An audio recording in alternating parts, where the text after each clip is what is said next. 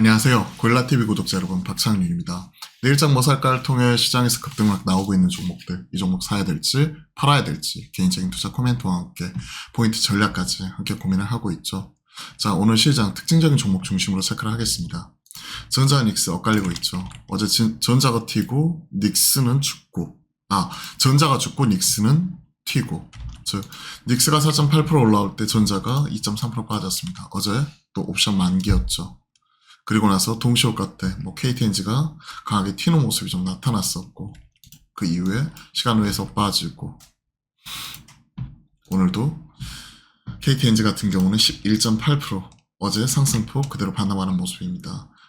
동시효과 들어가기 전에 한 2% 정도였는데 동시효과 딱 끝나고 나니까 무려 13% 올라와 버렸죠. 시간 외에서 한 3.1% 빠졌는데 사실 시간 외에 이거보다 더 빠졌어야 되거든요.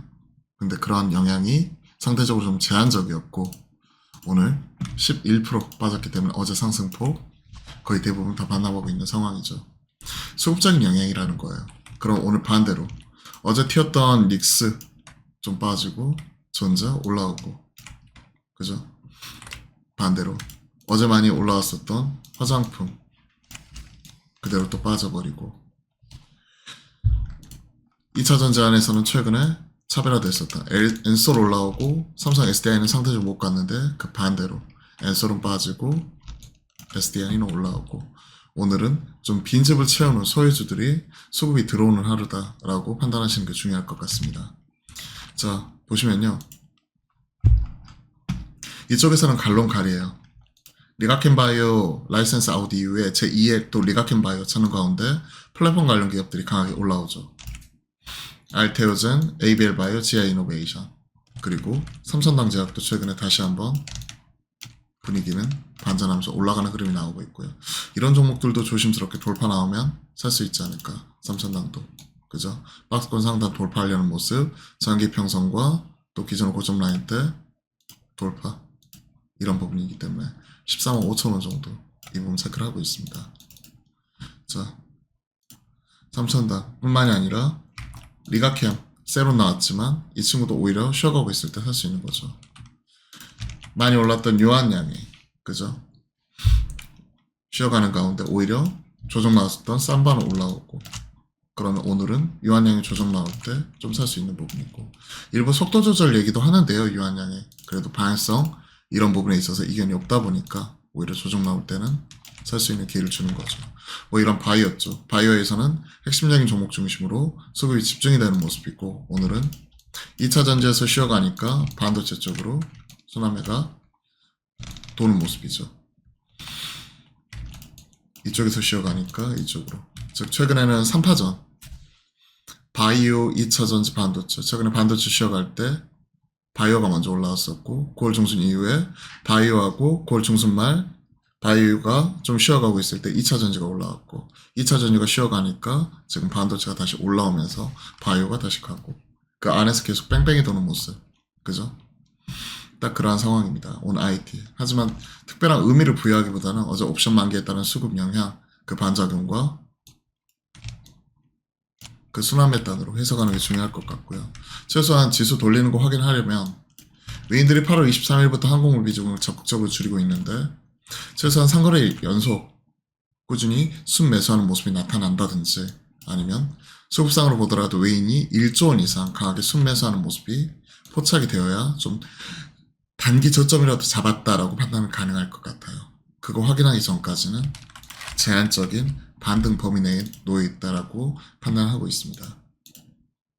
코스피 보시면 제한적인 반등이죠. 외인의 수급 외기인은.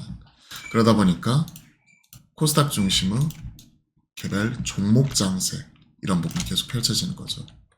하지만 코스닥도 보시면 거래대금 기준 보시면 지금 5조 7,500억, 어제 최근에 5조에서 6조 왔다 갔다 하고 있는데 제한적입니다. 제한적. 그러다 보니까 코스닥의 전반적인 강세라기보다는 지수 올라올 때 2차 전지나 바이오나, 그죠? 그 다음에 반도체 올라오더라도 일부 낙폭 과대 종목 중심으로 HBM 중심으로만 좀 올라오는 등 종목장, 대장주만 가는 이러한 흐름이 나타나고 있죠. 우리나라 YTD로 보면 지금 올해 그 코스닥 종목은 한 75%, 4분의 3은 빠진 부분이고요. 빠진 종목들의 평균 수익률은 마이너스 20% 이상입니다. 기본.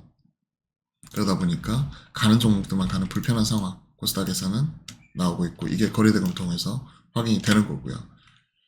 그리고 코스피는 거래대금이 있지만 외인들을 중심으로 순매도가 나타나기 때문에 앞에서 말씀드렸던 대로 3거래일 연속, 3거래일 이상 연속 순매수, 그죠? 8월 23일 이후에 국내 증시에서 11조 넘게 팔고 있으니까요, 외인들이. 그러면 3거래일 연속 이상 연속 순매수든지 아니면 1조 원 이상 하루에 큰 폭으로 사주면서 분위기 반전, 이게 나와줘야 어느 정도 저점에도 잡아주겠다, 그렇게 생각을 하고 있습니다. 거래대금을 통해, 그리고 외인들의 수급을 통해 유치할 수 있는 부분이고요. 미국에서는 다우와 S&P 500 어제는 쉬어갔지만 계속 최근에 신고가, 그것과 상관없는 이러한 모습이 나오고 있죠. 8월 23일 이후에 무슨 일이 있었죠?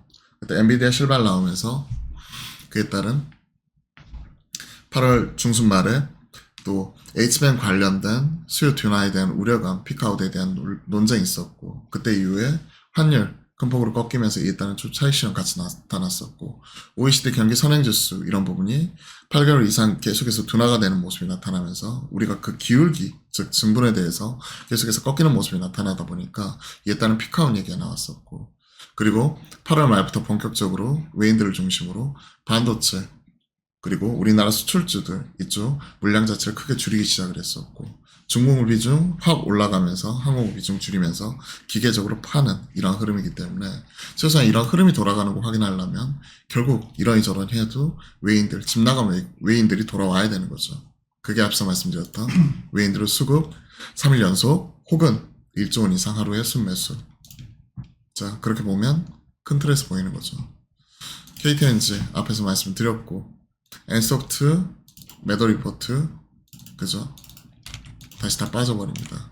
개인적으로 많이 빠져도 NC는 손이 안 나가고요. 차라리 크래프톤, 이 종목 빠질 때 박스권을 횡보하고 있을 때 사는 게 좀 더 유리하지 않을까 생각을 합니다. 자, 여타 뭐 나머지 조선주들도 최근에 실적은 좋아요. 실적은 좋은데 피크아웃에 대한 우려감, 그리고 조선, 중국 쪽이 치고 올라가면서 이에 따른 불안감, 이런 것들 나오고 있어요. 좀 중립으로서 일단은 좀 지켜보고요.